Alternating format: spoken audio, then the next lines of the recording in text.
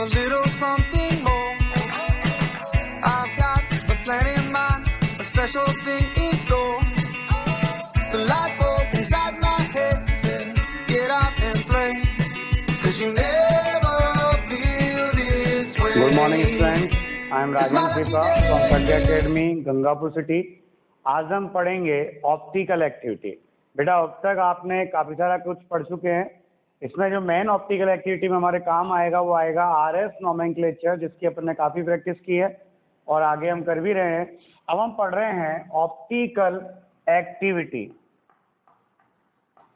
Optical activity में क्या होता है वो देखिएगा। ऑप्टिकल एक्टिविटी, इसे ही हम कहते हैं काइरलिटी। क्या कहते हैं इसे ही हम? काइरलिटी। तो ऑप्टिकल एक्टिविटी का मतलब ये नहीं है कि उसमें काइरल कार्बन ही प्रेजेंट हो।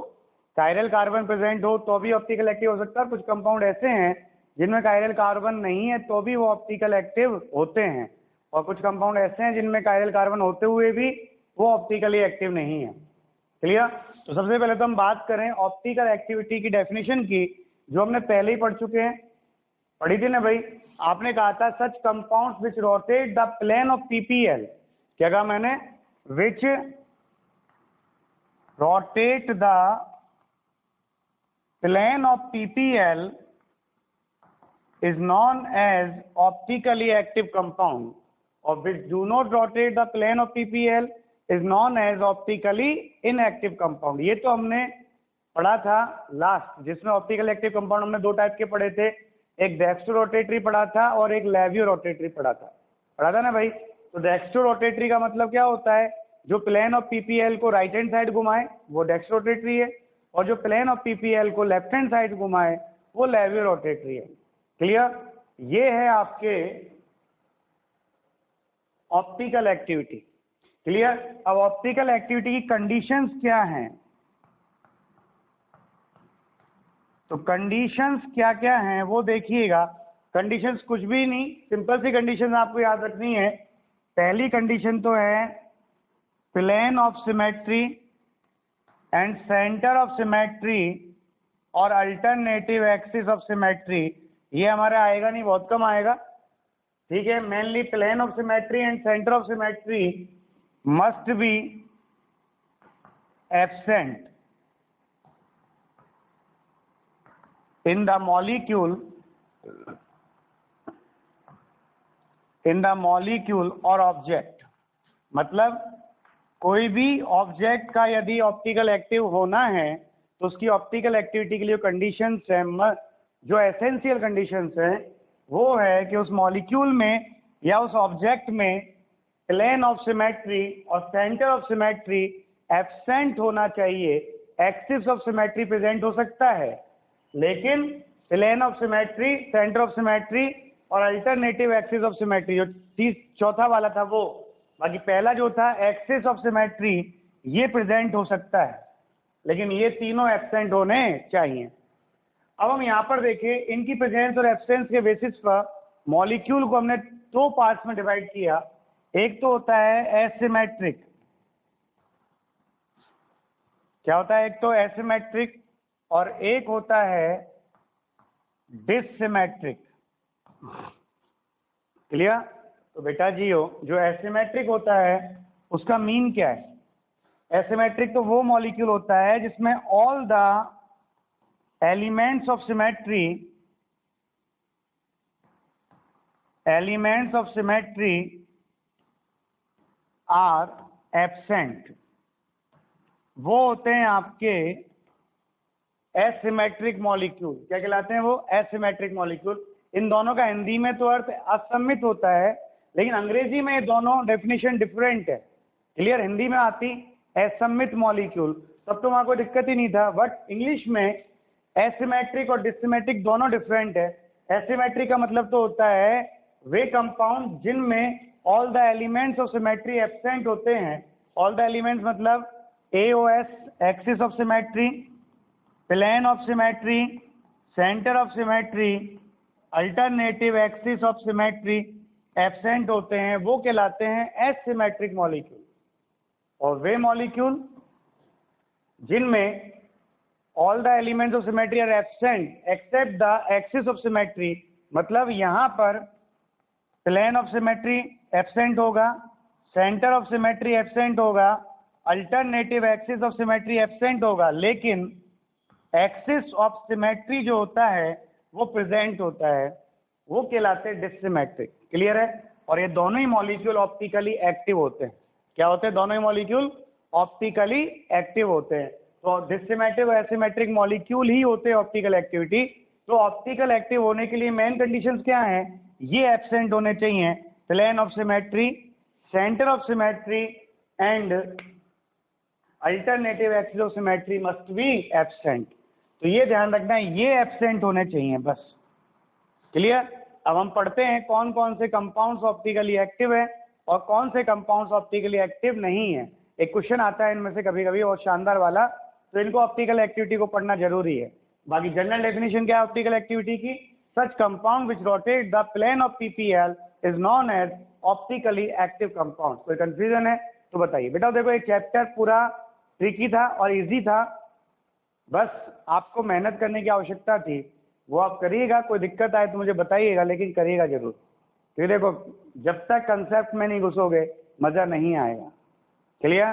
क्योंकि विदाउट कंसेप्ट कुछ होता ही नहीं है, रट्टाफिकेशन अपने पास है ही नहीं। क्लियर है? चलिए, कोई दिक्कत? अब चलिए अब हम देखते हैं एग्जाम्पल्स किसके? ऑप्टिकल एक्टिविटी के। क्लियर है?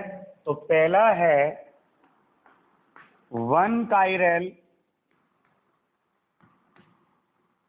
Carbon containing compounds। क्लियर? ऐसे यौगिक जिनमें एक किरैल कार्बन वाले यौगिक ले लें, एक किरैल कार्बन वाले यौगिक। तो हम उन यौगिकों की बात कर रहे हैं, उन कंपाउंड्स की बात कर रहे हैं जिनमें 1 काइरल कार्बन प्रेजेंट है, एक किरैल कार्बन प्रेजेंट है। क्लियर है? तो जिनमें एक किरैल कार्बन होता है वो सदैव क्या होते हैं? प्रकाशिक सक्रिय होते हैं। तो ये क्या हो गया? ऑलवेज ऑप्टिकली एक्टिव होंगे, मतलब सदैव प्रकाशिक सक्रिय होंगे। क्या होंगे? सदैव प्रकाशिक सक्रिय होंगे। क्लियर? अब हिंदी मीडियम वाले भी ऑप्टिकल एक्टिविटी का मतलब समझें, प्रकाशिक सक्रिय होता है। तो ये एग्जाम्पल फिर अपन एक ही ले लेंगे, चाहे को बार बार 2 वीडियो बनाएं, एक में बन जाएगा, क्योंकि इसमें कुछ थ्योरी है नहीं है, केवल एग्जाम्पल्स हैं। क्लियर है? तो ऑलवेज ऑप्टिकली एक्टिव होते हैं कौन? जिनमें एक काइरल कार्बन प्रेजेंट होता है। वो सारे के सारे कंपाउंड्स जो होते हैं वो ऑप्टिकली एक्टिव होते हैं, प्रकाशिक सक्रिय होते हैं, ध्रुवण घूर्णक होते हैं, काइरल होते हैं। क्लियर? अब अपन बात करें एक किरैल कार्बन वाले एग्जाम्पल्स की, जैसे आपने यहाँ ले लिया CH3 CH Br C2H5, इसमें ये एक किरैल कार्बन प्रेजेंट है। तो ये क्या हो गया? ऑप्टिकली एक्टिव हो गया। क्या हो गया? ये ऑप्टिकली एक्टिव, प्रकाशिक सक्रिय। तो मैं इसको शॉर्ट में OA लिखूंगा, और ऑप्टिकली इनएक्टिव प्रकाशिक सक्रिय को अपन लिखेंगे OI। क्लियर? ये प्रकाशिक सक्रिय हो गया क्योंकि इसमें एक किरैल कार्बन है। आपने ऐसे यहाँ पे लिया, मान लो CH3 CH OH और C2H5, यहाँ एक किरैल कार्बन है, तो ये कंपाउंड भी क्या होगा? Optically active. तो अगर एक ही किरैल कार्बन है तो वो तो हमेशा ऑप्टिकल एक्टिव होगा, कोई प्रॉब्लम है ही नहीं, प्रकाशिक सक्रिय होगा, कोई दिक्कत है ही नहीं। आपने ऐसे यहाँ पे ले लिया, मान लो COOH CH3 OH और H, तो यहाँ देखिएगा ये कार्बन काइरल है क्योंकि चारों ग्रुप डिफरेंट है, और चारों ग्रुप डिफरेंट है, एक ही काइरल कार्बन है, तो क्या हो गया? ये ऑप्टिकली एक्टिव। क्लियर? और एग्जांपल ले लिया आपने, मान लो ये ले लिया CH3 C2H5, और यहाँ पर आपने ले लिया Br और यहाँ ले लिया आपने Cl, तो ये कार्बन कायरल है और एक कायरल कार्बन है, एक किरैल कार्बन है, तो ये क्या होगा ऑप्टिकली एक्टिव। और आपने जैसे ऐसे ले लिया होता, मान लो CH3 CH3, यहाँ पर Br आ जाता और यहाँ पर Cl आ जाता, तो ये कार्बन अब कायरल नहीं है क्योंकि ये CH3 आ गया ना भाई, और दोनों समान आ रहे हैं, इसका मतलब ये कायरल नहीं है, और नहीं है मतलब ऑप्टिकली इनएक्टिव, मतलब इसे कहते हैं प्रकाशिक अक्रिय। प्रकाशिक अक्रिय यानी ध्रुवण अघूर्णक। क्लियर है? तो जब एक भी किरैल कार्बन नहीं है तो प्रकाशिक अक्रिय है। कोई दिक्कत, कोई प्रॉब्लम? तो जब एक किरैल कार्बन होता है तो वो यौगिक सदैव प्रकाशिक सक्रिय होते हैं। अब हम उन एग्जाम्पल्स को लेते हैं जिनमें किरैल कार्बन भी प्रेजेंट है और फिर भी वो ऑप्टिकली इनएक्टिव हो सकते हैं, मतलब प्रकाशिक अक्रिय हो सकते हैं। देखते हैं कैसे आते हैं एग्जाम्पल, वो देखिए। बात करते हैं 2 कायरल कार्बन कंटेनिंग कंपाउंड्स की, इनमें ऑप्टिकल एक्टिविटी कैसे निकालेंगे। तो ये कंपाउंड्स ऑप्टिकल एक्टिव हो भी सकते हैं और नहीं भी। देखते हैं किन कंडीशंस में तो ये ऑप्टिकल एक्टिव होंगे और किन कंडीशंस में ऑप्टिकली इनएक्टिव होंगे, वो एग्जाम्पल्स देखिएगा। तो अपन यहाँ बात करें, सबसे पहला केस है इसमें, फर्स्ट केस आ गया, इफ both chiral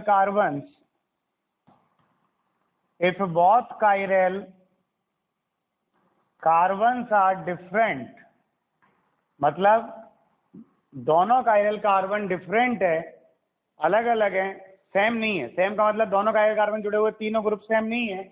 तो यहाँ पर ये क्या होंगे, ये ऑलवेज ऑप्टिकली एक्टिव होगा।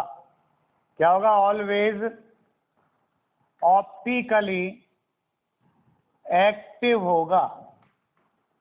क्लियर? कोई दिक्कत है? तो ऐसे यौगिक जिनमें 2 कायरल, ऐसे कंपाउंड जिनमें 2 कायरल कार्बन प्रेजेंट है और ये दोनों कायरल कार्बन डिफरेंट है, तो ये हमेशा ऑप्टिकली इनएक्टिव होगा। क्या होगा? हमेशा ऑप्टिकली इनएक्टिव होगा। तो सेकंड केस की हम बात करें, सेकंड केस ले लिया मैंने यहाँ पर, इफ both chiral carbons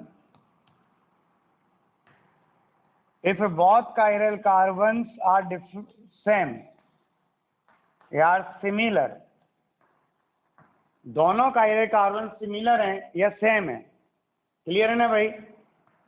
यहाँ पर ये दोनों कायरल कार्बन सेम है तो ये कंपाउंड ऑप्टिकली एक्टिव हो भी सकता है, नहीं भी हो सकता। तो हमें क्या करना है, हमें यहाँ पे RS नोमेनक्लेचर का सहारा लेना है। तो प्लेन ऑफ सिमेट्री तो आप निकाल सकते हो, लेकिन जब आपको मान लो प्लेन ऑफ सिमेट्री निकालने में दिक्कत आ रही हो तो आप RS नोमेनक्लेचर का यूज करके भी डायरेक्ट आंसर दे सकते हैं।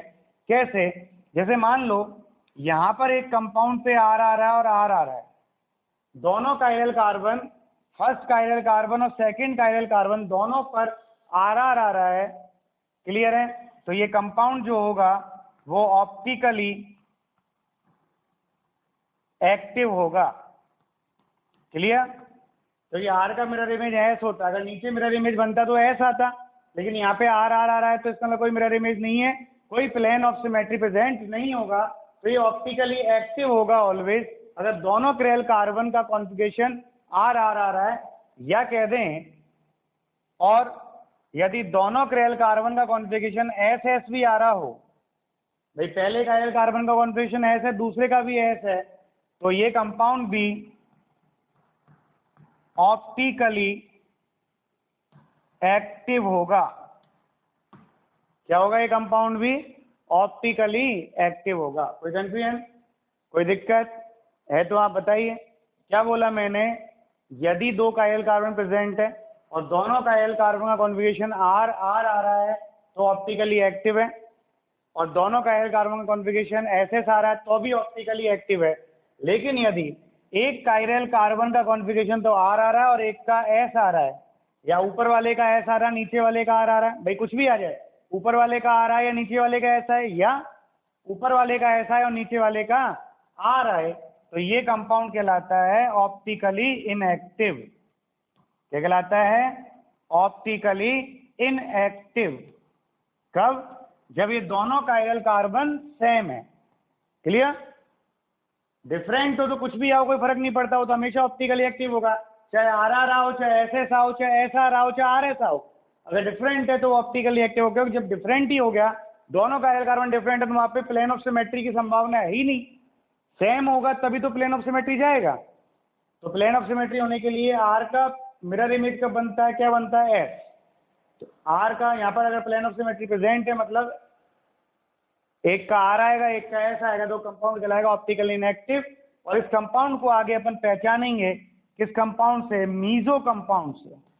क्या कहेंगे इन कंपाउंड्स को, मीजो कंपाउंड्स कहेंगे। क्लियर, कोई कंफ्यूजन? क्या करना है आपको, अगर टू कायरल कार्बन है मॉलिक्यूल में, तो हमें वहां पर देखना है कि दोनों कायरल कार्बन सेम है या डिफरेंट है। पहली चीज, अगर डिफरेंट है तो फिर आर एस नोमेनक्लेचर करने की आवश्यकता नहीं है, वो ऑलवेज ऑप्टिकली एक्टिव है। पहली चीज क्लियर। और यदि वो सेम है, कायरल कार्बन सेम है, देन आप आर एस नोमेनक्लेचर करेंगे। और यदि पहले कायरल कार्बन का आर कॉन्फ़िगरेशन आ रहा है, दूसरे का भी आर कॉन्फ़िगरेशन आ रहा है, तो वो कंपाउंड ऑप्टिकली एक्टिव होगा।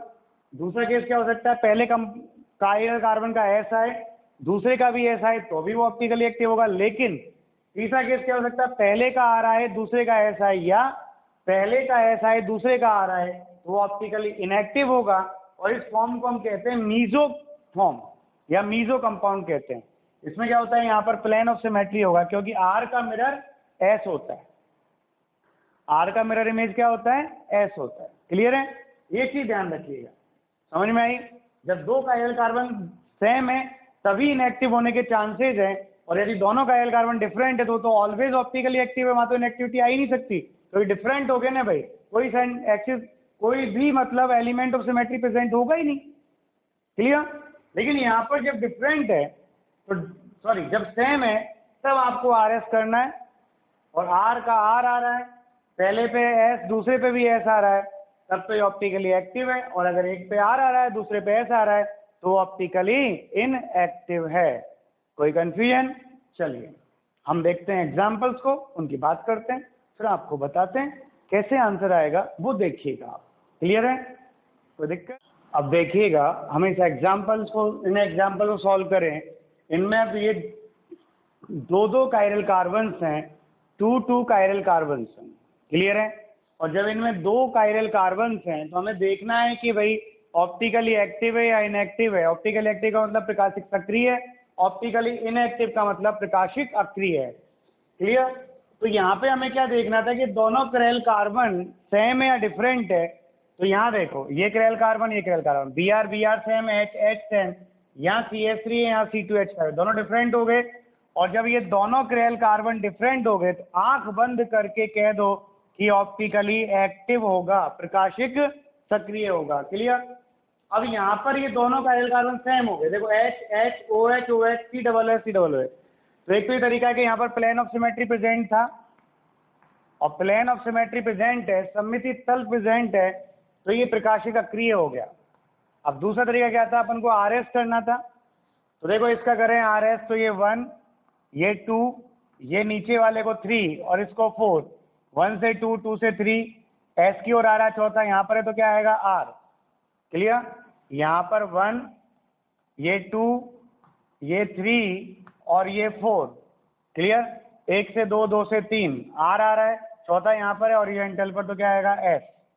तो देखो एक का आर आ रहा है, एक का एस आ रहा है। और मैंने आपको बोला था कि जब दोनों कायरल कार्बन सेम हो और एक कायरल कार्बन का कॉन्फ़िगरेशन आर आए, दूसरे का एस आए, तो वो ऑप्टिकली इनएक्टिव होगा। क्या होगा, वो ऑप्टिकली इनएक्टिव होगा।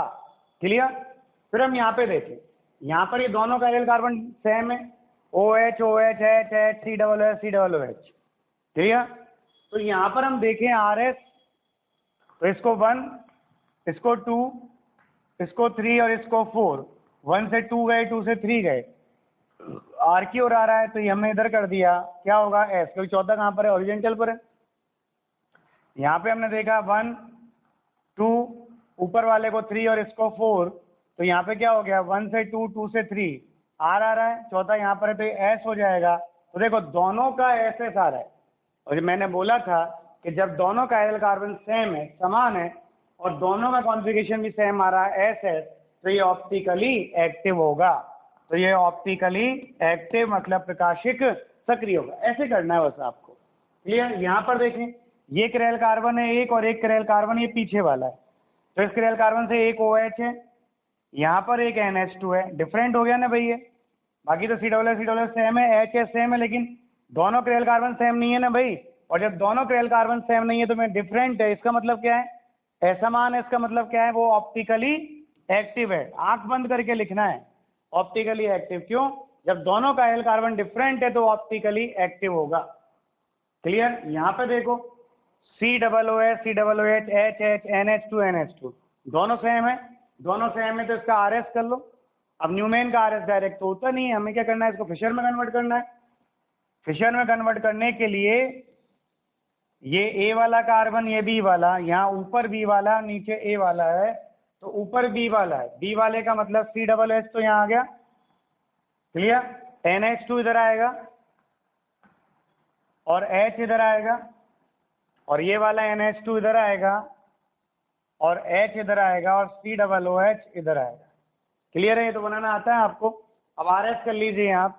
इसको 1 मिलेगा, इसको 2 मिलेगा, इसको 3 मिलेगा और इसको 4 मिलेगा। 1 से 2 जाइए, 2 से 3 जाइए। चौथा ओरिएंटल पर है, क्या करेंगे? उल्टा। देन क्या आ गया? R।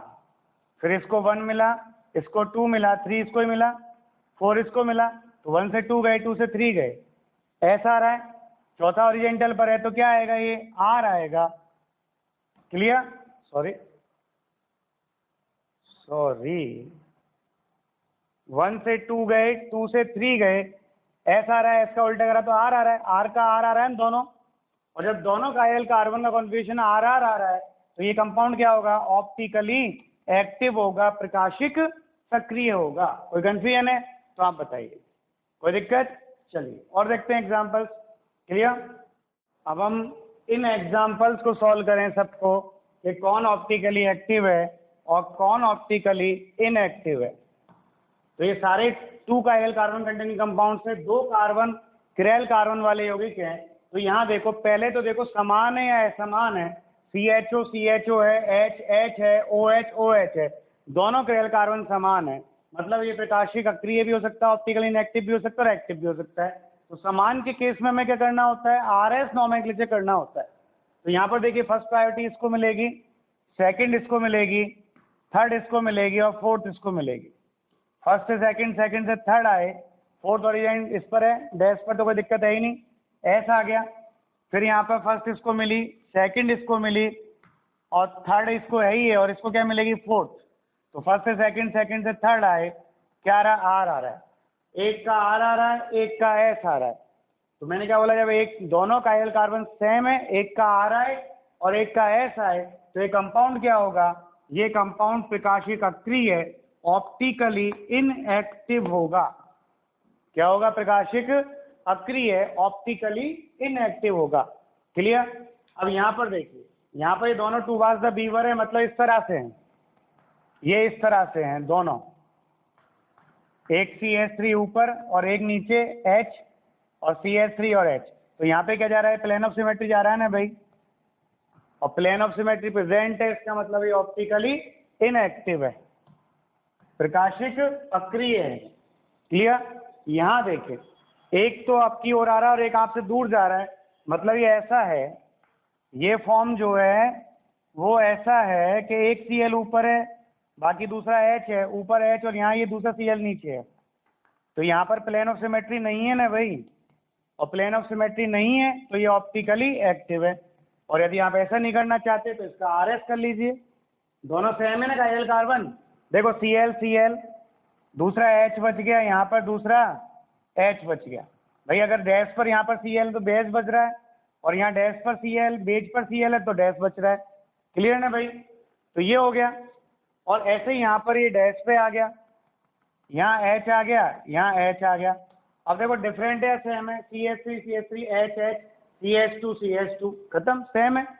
और सेम है तो आप यहाँ पर देखिएगा, ये कार्बन से एक C जुड़ रहा है और एक C, H और CH3 2 कार्बन जुड़ रहे हैं, मतलब कार्बन से इधर कार्बन से एक कार्बन जुड़ रहा है। तो पहली वरीयता इसको मिलेगी, इधर एक वाले को मिलेगी और तीसरी वरीयता इसको और चौथी इसको। 1 से 2 गए, 2 से 3 गए और चौथी वरीयता कहाँ पर है? डैश पर है। तो उल्टा आ रहा है तो क्या लिखेंगे अपन इसको? एस लिखेंगे। क्या लिखेंगे इसको? एस। फिर यहाँ पर देखें अपन, 1 इसको मिलेगा, 2 इसको मिलेगा, 3rd इसको मिलेगी और 4th इसको मिलेगी। तो क्या करना है? 1 से 2, 2 से 3 गए, आर आ रहा है तो एक का एस आ रहा है, दूसरे का आर आ रहा है, दोनों का एल कार्बन सेम है तो कंपाउंड क्या होगा? ऑप्टिकली इनएक्टिव होगा। यहाँ कर लो, ये मैंने वैसे बता दिया ऑप्टिकली एक्टिव, लेकिन आप आर एस करके देख लो। फर्स्ट प्रायोरिटी इसको मिलेगी, सी एल है तो यहाँ देखो कार्बन से सी एल जुड़ा है या कार्बन से हाइड्रोजन जुड़ रहा है, तो सेकंड इसको मिलेगी और 3rd इसको मिलेगी और 4th हाइड्रोजन को मिलेगी। तो 4th प्रायोरिटी आपकी कहाँ पर है? डैश पर है, तो जो आएगा वही रहेगा। तो सी एल से फर्स्ट से सेकंड पे गए, सेकंड से 3rd पे गए, ऐसा आ रहा है। फिर यहाँ देखो फर्स्ट प्रायोरिटी सी एल को मिलेगी, सेकंड प्रायोरिटी इसको मिलेगी, 3rd इसको मिलेगी और 4th एच को मिलेगी। अब 4th प्रायोरिटी कहाँ पर है? हमारी बेस पर। तो जो आएगा वो उल्टा करेंगे ना, उसका रिवर्स करेंगे। तो यहाँ सी एल फर्स्ट प्रायोरिटी से सेकंड, सेकंड से 3rd, आर आ रहा है, आर का उल्टा क्या करेंगे? एस। और दोनों पे समान आ रहा है ना, एस एस। तो मैंने जब बोला था जब दोनों का एल कार्बन सेम हो और दोनों का कॉन्फ़िगरेशन भी सेम हो, एस एस या आर आर, तो ऑप्टिकली एक्टिव होगा। तो ये कंपाउंड क्या हो गया? Optically active. कोई कंफ्यूजन? नो। यहाँ देखो, यहाँ पर ये 1 4 है और 1 और 4 है, तो इसका मतलब ऐसा है ये 1 4 है तो 1 पर यहाँ CH3 ऊपर है, यहाँ H नीचे है, और 4 पर यहाँ CH3 ऊपर है और H नीचे। तो भले ये ऊपर नीचे कोई फर्क नहीं पड़ रहा। तो 1 4 पर तो always plane of symmetry present होता है और 1 4 पर always plane of symmetry present है। ये क्या हो गया? ऑप्टिकली इनएक्टिव हो गया, प्रकाशिक अक्रिय हो गया। सममिति केंद्र तल उपस्थित है और सममिति तल उपस्थित है तो क्या होगा? प्रकाशिक अक्रिय होगा। इसको देखें, पहले देखो दोनों का आएगा सेम है या डिफरेंट है? डिफरेंट होते तो अपन अभी कर देते। तो यहाँ देखो CH3 सेम है, Br सेम है, Cl सेम है, मतलब दोनों का कार्बन सेम है। तो हमें इसका क्या करना है? RS नोमेनक्लेचर करना है। और जब हमें इसका RS नोमेनक्लेचर करना है तो देखो ये वाला कार्बन नीचे ही है, Cl CH3 Br, यहाँ पर उल्टी बाई है तो Br इधर आएगा, Cl इधर आएगा, CH3 इधर आएगा। तो देखो Br को फर्स्ट, Cl को सेकंड। अभी अनुक्रम नियम सीक्वेंस रूल तो आता ही है आपको, नहीं आता तो प्रैक्टिस करनी पड़ेगी। फर्स्ट से सेकंड, सेकंड से 3rd, चौथा कहाँ पर है? वर्टिकल पर, मतलब ऊर्ध्वाधर पर है। तो जो आ रहा है वही लिखेंगे R। यहाँ पर 1 2 3 इसको ही मिलेगा, 4 इसको मिलेगा, 1 से 2, 2 से 3। चौथा ओरिजेंटल पे तो उल्टा करेंगे, क्या आएगा? R। क्लियर? और दोनों में आर आर आ रहा है, ये कंपाउंड होगा ऑप्टिकली एक्टिव। तो पहले बोलो समझ में आया कि नहीं आया? ऑप्टिकल एक्टिविटी और इनएक्टिविटी इन 2 chiral carbon containing compound, 2 chiral carbon वाले यौगिकों में प्रकाशिक सक्रियता समझ में आई कि नहीं आई? क्या करना है? अगर दोनों कायरल कार्बन डिफरेंट है तब तो वो हमेशा प्रकाशिक सक्रिय होगा, ऑप्टिकली एक्टिव होगा। और यदि दोनों कायरल कार्बन सेम है तो आपको वहां देखना है RS करके। अगर दोनों कायरल कार्बन का कॉन्फ़िगरेशन सेम आ रहा है, मतलब पहले का भी आर आ रहा है, दूसरे का भी आर आ रहा है, या पहले का एस आ रहा है, दूसरे का भी एस आ रहा है, तो ऑप्टिकली एक्टिव है, मतलब प्रकाशिक सक्रिय है।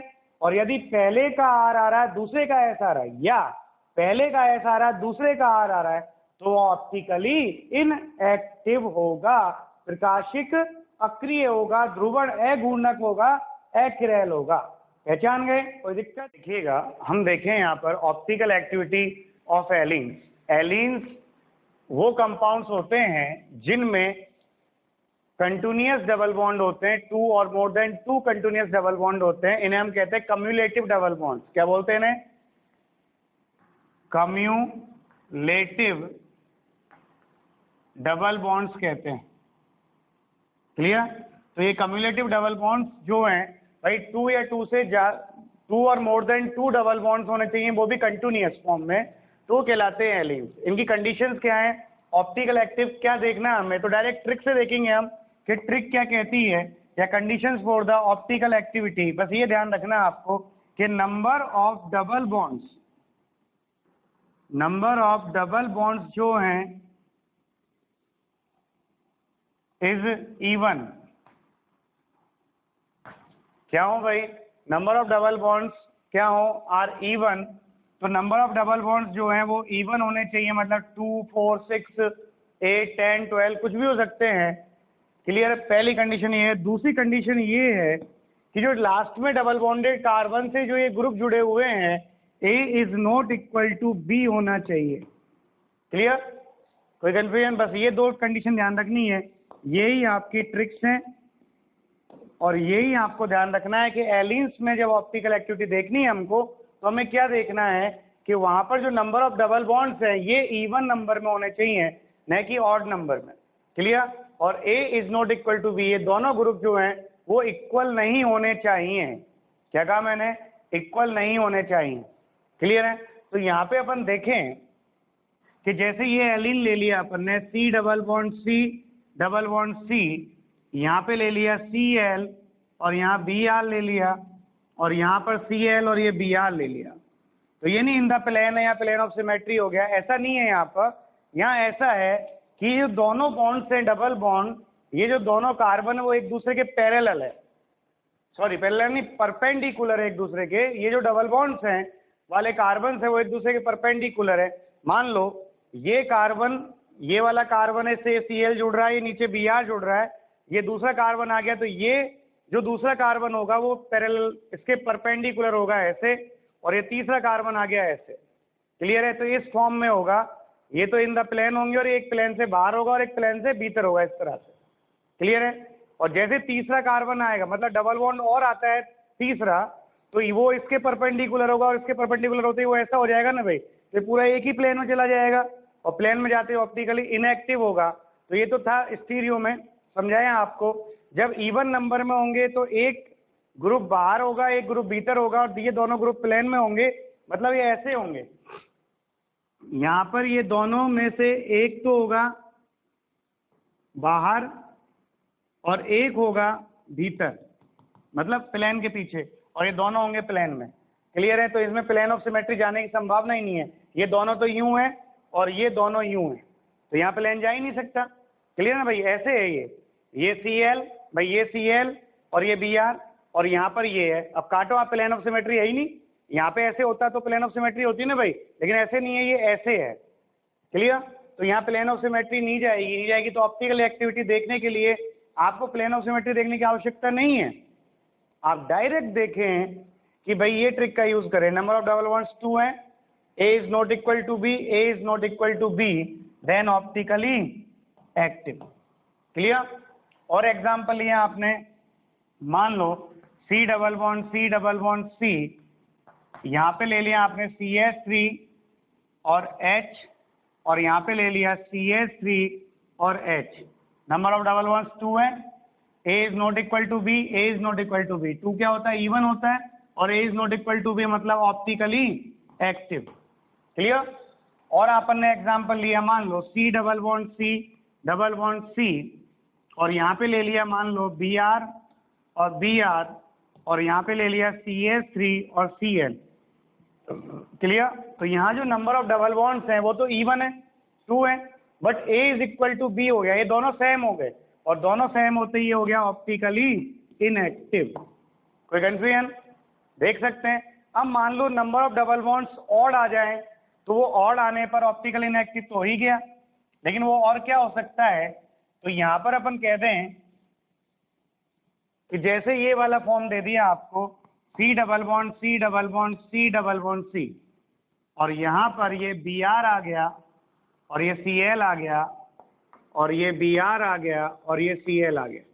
तो यहाँ पर number A is not equal to B है, but number of double bonds जो है वो 3 हो गए, मतलब ऑड हो गए, और जो number of double bonds odd हो गए तो ये ऑप्टिकली इनएक्टिव होगा। कैसे होगा वो देखिएगा भाई। ये सारे कार्बन एक दूसरे के परपेंडिकुलर है, डबल बॉन्डेड। क्लियर है? तो देखो ये पहला कार्बन, ये वाला, ये Br और ये Cl, ये दूसरा कार्बन हो गया। दूसरे पे जो ये वाला बॉन्ड होगा ये इसके परपेंडिकुलर होगा ऐसे। क्लियर है? ये पहला, ये जॉइंट पे दूसरा, यहाँ पे तीसरा, और चौथा जो होगा वो इसके परपेंडिकुलर होगा। इसके परपेंडिकुलर हाथ ऐसे जाएगा और इस हाथ पे चौथे पे यूं ही लग रहा है ना ये। क्लियर? अब ये दोनों ग्रुप प्लेन जा सकता है क्या? नहीं जा सकता। और जब प्लेन, सॉरी, ये पहला हो गया, पहला कार्बन, ये दूसरा कार्बन, ये तीसरा इसके परपेंडिकुलर है, और चौथा इसके परपेंडिकुलर, तो ऐसा होगा। तो एक ही प्लेन आ गया ना, ये क्या आ गया, एक ही प्लेन। इसको काट दो बीच में से, तो बी आर का बी आर और सी एल का C L, plane of symmetry जाएगा। और प्लेन ऑफ सिमेट्री जाएगा तो यहाँ पर ये ऑप्टिकली इनएक्टिव होगा। क्लियर? तो यहाँ पे एक ध्यान रखना कि जब यहाँ पर ये carbon number of double bonds odd हैं, तो ये सारे के पूरा की पूरा मॉलिक्यूल एक ही प्लेन में है। क्लियर? तो यहाँ पे क्या है, if number of double bonds are odd, then molecule is in the plane of paper। जो कागज है आप जिस पर लिख रहे हैं उसमें के प्लेन में मॉलिक्यूल प्रेजेंट है, एंड ऑप्टिकली इनएक्टिव। क्लियर? अब आपको इतना नहीं देखना, आप तो सिंपल देखो, बस ट्रिक लगाओ, 3 डबल बॉन्ड है, देन ऑप्टिकली इनएक्टिव। क्लियर? अब यहाँ पे जब ये एक ही प्लेन में आ गया तो सिस्टर्न साइज में शो करेगा ना भाई। तो यहाँ पर ये क्या करेगा, and show geometrical iso marriage. क्या शो करता है ये, ज्योमेट्रिकल आइसो में शो करेगा। तो कौन सा फॉर्म हो गया, सिस फॉर्म हो गया। क्या हो गया, ये सिस फॉर्म हो गया। इसका ट्रांसफॉर्म क्या होगा, तो आप क्या सीखे, अगर ऑड नंबर में डबल बॉन्ड है तो वो ऑप्टिकली एक्टिव तो हो ही नहीं सकता, वो केवल फिर ज्योमेट्रिकल आइसो में शो करेगा। तो आप देख लीजिएगा, सेम ग्रुप सेम साइड है, सिस। और जैसे ये वाला होता, मान लो ये बी आर है, ये सी एल है, ये सी एल है और ये बी आर है। अपन से पूछे क्या ये कंपाउंड ऑप्टिकल एक्टिविटी शो करेगा, तो सबसे पहले आप क्या देखेंगे, नंबर ऑफ डबल बॉन्ड्स देखेंगे, क्या है, ऑड है। और number of double bonds odd आते ही ये क्या हो गया, ऑप्टिकली इनएक्टिव हो गया। और जैसे ऑप्टिकली इनएक्टिव हुआ, ये शो करेगा ज्योमेट्रिकल आइसो मैरिज। कौन सी फॉर्म है, ट्रांसफॉर्म है, देन ये आ गया ट्रांस। क्लियर? तो आपको क्या देखना है यहाँ पर, एलिन्स में केवल नंबर ऑफ डबल बॉन्ड्स देखने हैं, कितने हैं। अगर ऑड है तो ऑप्टिकली इनएक्टिव है, इवन है तो इवन में फिर आपको देखना A is not equal to B होना चाहिए, तो वो ऑप्टिकली एक्टिव है। जैसे आपको मान लो ये दे दिया,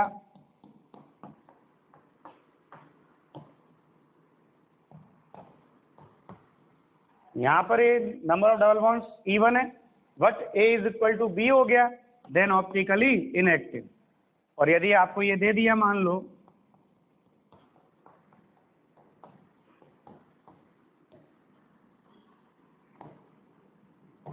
तो यहाँ number of double bonds 1 2 3 4 even है, और A is not equal to B, A is not equal to B, then ये कंपाउंड क्या होगा, ऑप्टिकली एक्टिव।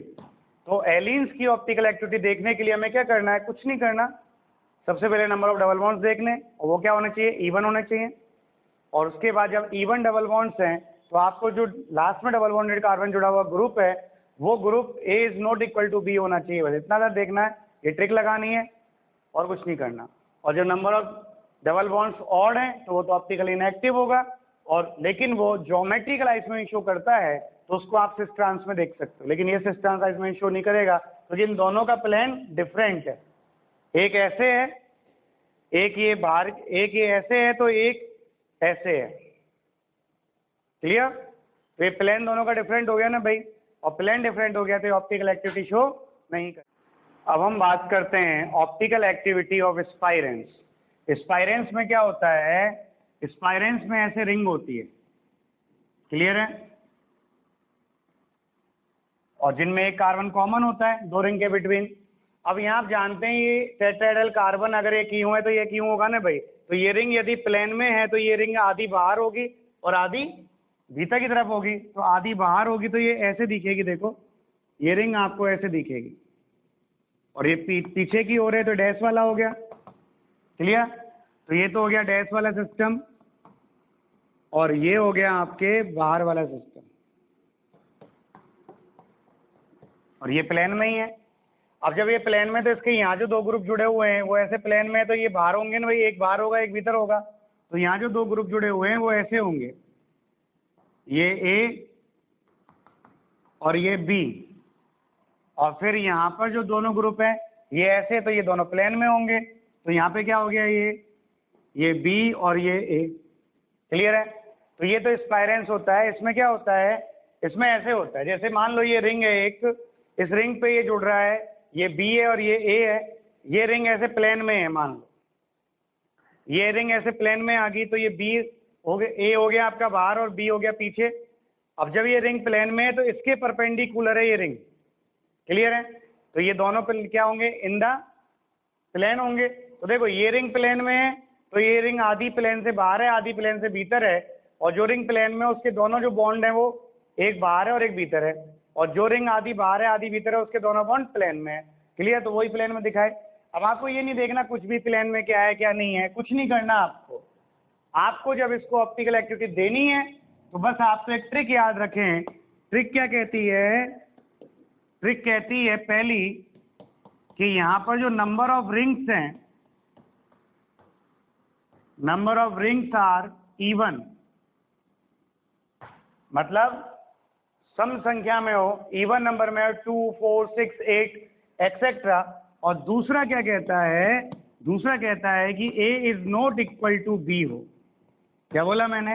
ये दोनों ग्रुप सेम नहीं होने चाहिए, तब तो ये ऑप्टिकली एक्टिव है और अन्यथा नहीं है। क्लियर है? अगर ये दोनों कंडीशंस कंप्लीट हो रही हैं तब तो कंपाउंड क्या है, ऑप्टिकली एक्टिव है, अन्यथा नहीं है। तो आपको ये नहीं देखना क्या हो रहा है, बस आपको ये देखो रिंग कितनी है और A is not equal to B है कि नहीं, बस इतना सा करना है। तो आप यहाँ देखिए, जैसे आपने एक एग्जाम्पल ले लिया, मान लो वो तो ऐसे ही देगा सिंपल में लिख के, वो थोड़ी देगा आधी बाहर है आधी भीतर है, और यहाँ पे A और B ले लिया और यहाँ पे ये A और B ले लिया। क्लियर? तो आप यहाँ देखिएगा, A की जगह पे आपने Cl ले लिया, B की जगह पे Br ले लिया, और यहाँ पर ये Cl ले लिया और ये Br ले लिया।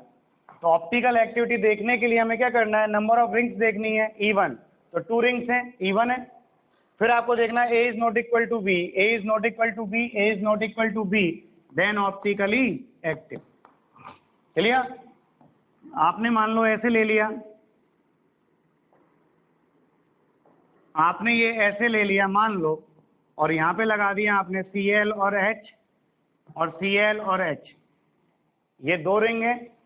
क्लियर? नंबर ऑफ रिंग्स 2 हो गई। A is not equal to B, A is not equal to B, then optically active. Clear? और एग्जांपल लिया आपने, मान लो ये ले लिया,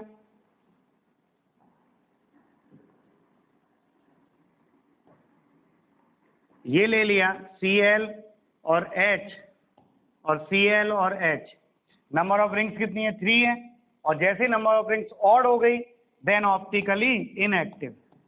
क्लियर? क्या है? Optically inactive. और जब ये नंबर ऑफ रिंग्स ऑड होंगे तो ये भी क्या शो करेगा, ज्योमेट्रिकल आइसोमेर शो करेगा। तो हम कह दें यहाँ पर, हम यहाँ कह दें कि इफ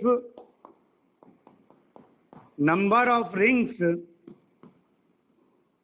ऑड है then it show geometrical isomerism. क्या शो करता है?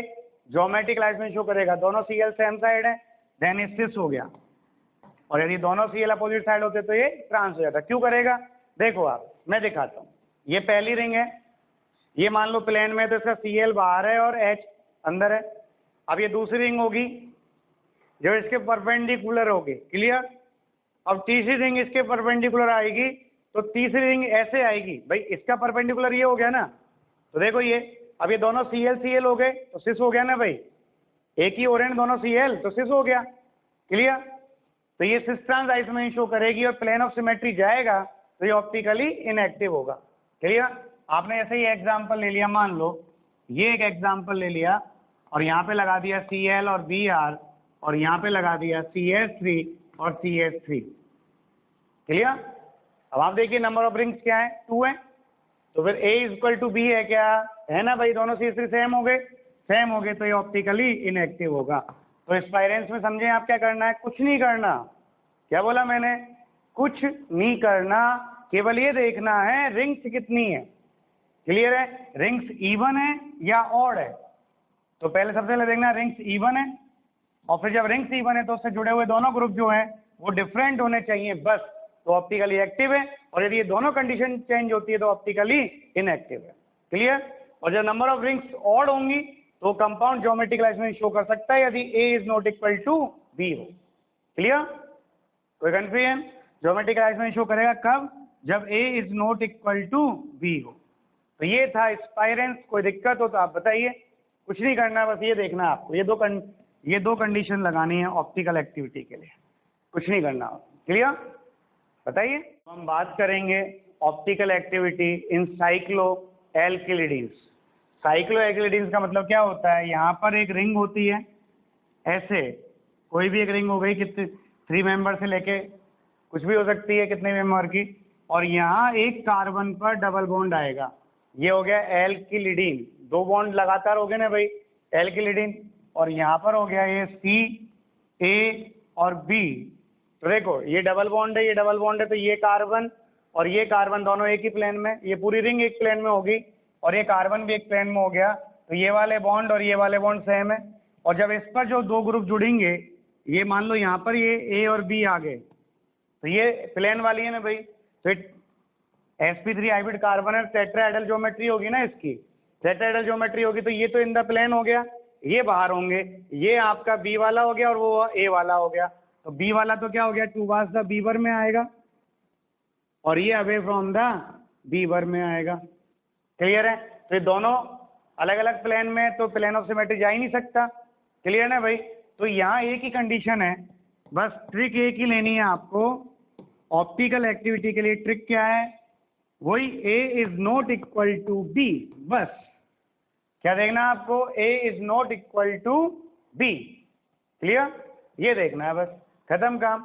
तो यहाँ पे जैसे आपने मान लो यहाँ पर ये एग्जांपल ले लिया कि सर ये ऑप्टिकली एक्टिव होगा या इनएक्टिव होगा, C, Cl और CH3, और यहाँ पे आपने ले लिया CH3 और H। क्लियर है? ये C डबल बॉन्ड है, ये A is not equal to B, A is not equal to B, then optically active. Clear? आपने ऐसा ले लिया, मान लो ये ले लिया Cl और Br, और यहाँ पे ले लिया आपने Br और Br। क्लियर है? ये क्या है आपका? ऑप्टिकली इनएक्टिव है। क्यों? A is equal to B हो गया। आपने ये ले लिया, मान लो यहाँ पर ले लिया C और Cl और Br, और यहाँ पर ले लिया आपने Br ले लिया, तो बचा कुचा क्या है? H है। तो A is not equal to B, A is not equal to B, मतलब ऑप्टिकली एक्टिव है।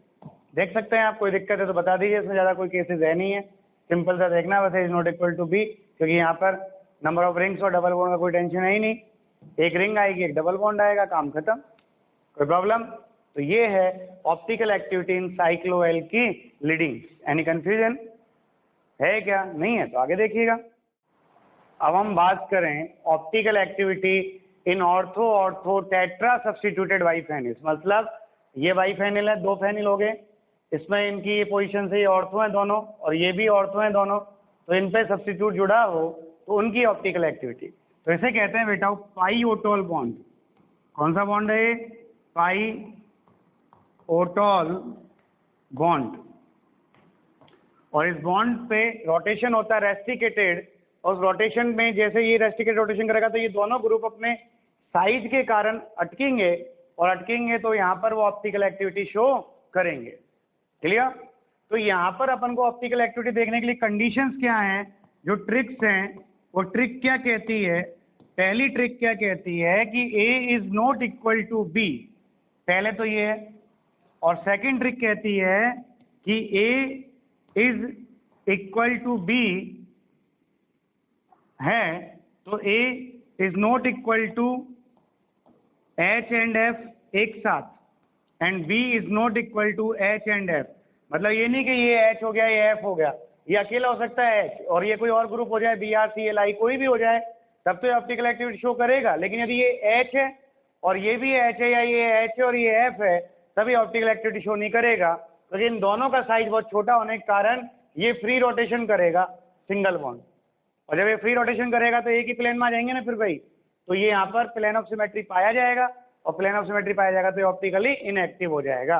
तो यहाँ पर A is not equal to H and F and B is not equal to H and F, एक साथ नहीं होने चाहिए। क्लियर? तो यहाँ पर देखिए, जैसे आपको ये दे दिया, सबसे इंपॉर्टेंट एग्जांपल यही आता है इसमें, COOH NO2 COOH और NO2। यहाँ पे लगता है कि सेंटर ऑफ सिमेट्री प्रेजेंट है, लेकिन नहीं है, क्योंकि ये रिंग दोनों ऐसे हैं भाई। इस रिंग पे अगर अपन देखें तो ये COOH हो गया, ये NO2 हो गया, और ये रिंग इसके परपेंडिकुलर है ऐसे, तो ये COOH हो गया, ये NO2 हो गया। अब यहाँ पे कोई भी सेंटर ऑफ सिमेट्री प्रेजेंट नहीं है, क्योंकि इसका यहाँ पे होना चाहिए, जो है ही नहीं भाई। यहाँ से लाइन खींचे तो यहाँ पे आना चाहिए था COOH, लेकिन COOH तो उधर आ रहा है। तो यहाँ पर ये ऐसे है, तो यहाँ पर कोई भी सेंटर ऑफ सिमेट्री प्रेजेंट नहीं है। तो आपको बस यही देखना है ऑर्थो सब्स्टिट्यूटेड है या नहीं है। ऑर्थो पे ही है, ऑर्थो पे ही है, और ये A is not equal to B, A is not equal to B, then optically active. सबसे इंपॉर्टेंट एग्जाम्पल है, यही पूछा जाता है। और एग्जाम्पल आपने ले लिया, मान लो यहाँ पे ले लिया, यहाँ पर ये Br ले लिया, ये I ले लिया, ये Cl ले लिया, और ये Br ले लिया। तो A is not equal to B, A is not equal to B। Ortho पे देख लो ऑर्थो है कि नहीं है। तो ये क्या हो गया, ऑप्टिकली एक्टिव हो गया। क्लियर? अब मान लो कि ये कंपाउंड ऐसे दे दे, मान लो आपको ये दे दिया, सपोज दैट ये रिंग जो है वो ऐसे दे दी आपको। अब तसल्ली से पढ़ना है इसको घर पे। तो ये रिंग आपको ऐसे दे दी, मान लो ये तो दे दिया आपको Br और I, और ये दे दिया आपको Cl और Br। तो ये रिंग तो ऑर्थो सब्स्टिट्यूटेड हो गई, लेकिन ये रिंग ऑर्थो सब्स्टिट्यूटेड नहीं है। नहीं है तो यहाँ पे दोनों एटम हाइड्रोजन हो गए ना भाई, और दोनों एटम हाइड्रोजन हो गए तो ये ऑप्टिकली इनएक्टिव हो गया। क्या हो गया, ये ऑप्टिकली इनएक्टिव। ऑर्थो पे होने चाहिए तो दोनों, ये Cl और Br यहाँ होते तो ऑप्टिकली एक्टिव होता, यहाँ नहीं है तो नहीं है। क्लियर? जैसे आपने यहाँ पे देखो, ये ले लिया, यहाँ पे Br लगा दिया, यहाँ पे H लगा दिया, और यहाँ पे H ले लिया, यहाँ पर Br ले लिया। तो A is not equal to B, A is not equal to B। ये H अकेला हो सकता है, लेकिन अगर H के साथ F आता तो ये ऑप्टिकली इनएक्टिव हो जाता, बट F नहीं है, यहाँ पर Br है, और Br है तो ये ऑप्टिकली एक्टिव होगा। अब बोलिए पहले भाई, फेनिल्स में ऑप्टिकल एक्टिविटी आई कि नहीं आई? क्लियर? अब हम बात करें ऑप्टिकल एक्टिविटी ऐसे कंपाउंड्स की जिनमें कायरल सेंटर तो प्रेजेंट है, लेकिन वो कायरल कार्बन नहीं है। कायरल कार्बन के अलावा दूसरा कायरल सेंटर है। तो कायरल सेंटर का मतलब क्या होता है, एक ऐसा एटम जिससे जुड़े हुए सभी ग्रुप डिफरेंट हो, वो कायरल सेंटर है। तो यहाँ पर ये देखो, जैसे ये क्वार्टनरी अमोनियम सॉल्ट है, इसमें नाइट्रोजन जुड़े हुए चारों ग्रुप डिफरेंट है ना भाई। तो ये क्या है, कायरल नाइट्रोजन हो गया, तो ये कंपाउंड होगा ऑप्टिकली एक्टिव। क्या है, ऑप्टिकली एक्टिव।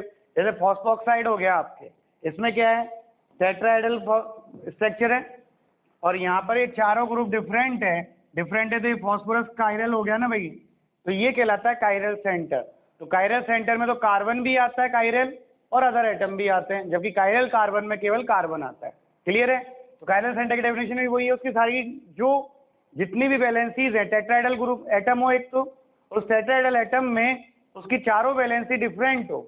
तो एक वैलेंसी OC2H5 से, एक वैलेंसी OCH3 से, एक वैलेंसी NH2 से, और एक वैलेंसी डबल बॉन्ड O से है। तो ये कहलाता है आपके ऑप्टिकली एक्टिव, और ये है आपका कायरल सेंटर। क्लियर? यहाँ पे देखो सिलेंस ले लिया, सिलेंस में सिलिकॉन से जुड़े हुए चारों ग्रुप देखो आप, C2H5, C3H7, CH3 और H। क्लियर? चारों डिफरेंट है तो कायरल सेंटर हो गया ना भाई। और जब एक ही कायरल सेंटर है तो ये क्या कहलाएगा, ऑप्टिकली एक्टिव।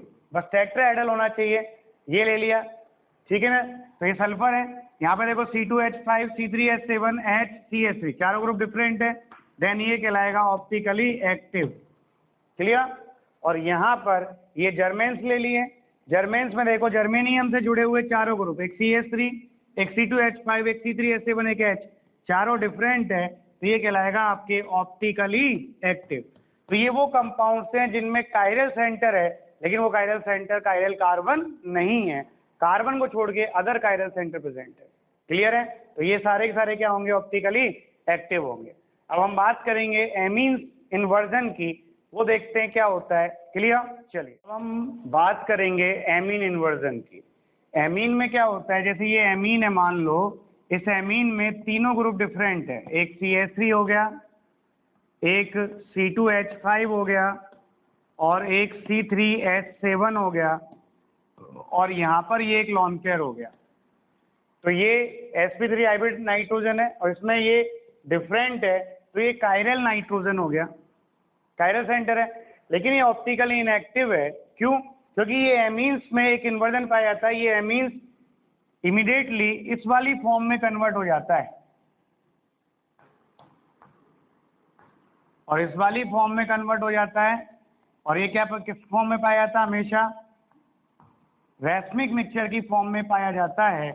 भाई ये दोनों एक दूसरे के आइसोमर्स हैं, एक D है, मतलब एक R है तो एक S है, और एक R है एक S है, तो ये दोनों फॉर्म एक दूसरे में इंटर कन्वर्ट होती है बहुत फास्टली, इनको हम सेपरेट नहीं कर सकते। और जब इनका ऑप्टिकल रिजोल्यूशन नहीं हो सकता, ऑप्टिकल सेपरेशन नहीं हो सकता, तो ये कहलाते हैं ऑप्टिकल इनएक्टिव। और ऑप्टिकल इनएक्टिव है तो इसे ही कहते हैं एमीन्स इन्वर्जन कहते हैं। इसे क्या कहते हैं? इसे एमीन्स इन्वर्जन कहते हैं इसे। क्लियर है? तो ये है आपका एमीन्स इन्वर्जन। तो जितने भी एमीन्स हैं ओपन चेन वाले ऐसे, वो सारे ही ऑप्टिकली इनएक्टिव होंगे। All amines are optically inactive. Clear? Except cyclic amines. Cyclic amines में कैसा? ऐसा वाला देखिएगा, मान लो ये ऐसे आ गया साइकिल में, ये ऐसे आ गया, यहाँ पे नाइट्रोजन आ जाए, रिंग में ही नाइट्रोजन प्रेजेंट है, और ये ऐसे है, तीनों ग्रुप डिफरेंट हो गए। यहाँ पर एक ये हो गया, ये बाई साइकिल में ऐसे आ गया, और ये यहाँ पे मान लो ये ऐसे आ गया, तो देखो ये तीनों डिफरेंट है, CH2 CH2 C, CH2 और CH, ये दोनों डिफरेंट हो गए। यहाँ पर CH और CH3 आ रहा है, डिफरेंट है। तो अब इसमें इन्वर्जन नहीं पाया था क्योंकि यहाँ पर रिंग प्रेजेंट है, और रिंग प्रेजेंट है तो यहाँ पर इन्वर्जन नहीं है, और इन्वर्जन नहीं है, एमीन इन्वर्जन नहीं है। मैंने क्या कहा यहाँ पर? Note show amine inversion.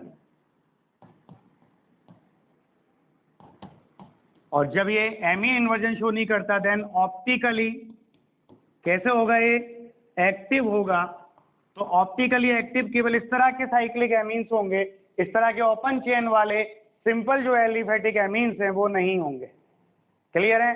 कोई कंफ्यूजन? ये थी आपके ऑप्टिकल एक्टिविटी, इनको पढ़िएगा, कोई दिक्कत आए तो मुझे बताइए।